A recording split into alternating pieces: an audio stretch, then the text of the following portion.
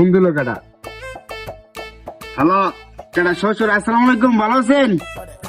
ও আচ্ছা ঠিক আছে, কালকে আমি আইতাছি।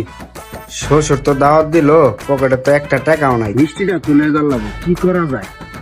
দেখি কারো কি ব্যাককল বানানো যায় নাকি। ও হ্যালো বাচ্চা, ও আচ্ছা ঠিক আছে, কালকে দুপুরে ঠিক আছে আমনি যাই, দাওয়াতটা খাই আসি। আচ্ছা ভাই সাহেব, চা খাই দাও না। আইতাছি ভাই, সবাই আইতাছি। কাকু আইসো? কাকু আইসো তাহলে? ভালো আছো? বহ কাকু করে চা দাও। কাকু তুমি তো আয় বসো, তাহলে একটু বল বই একটু চাটা খাও, আমি বাড়িতে যাই একটু গুছাই টুছাই আই। আচ্ছা ঠিক আছে, যে তুমি যাও, এই মিষ্টির কার্টুনটা লয়ে যাও। যাই দাওয়াতটা খাই আসি। রানা বাসায় আছো গো? চল না দেখি, এদিকে আসো। রানা কই? রানা রানা তো একটু আগে গেল শ্বশুর বাড়ি।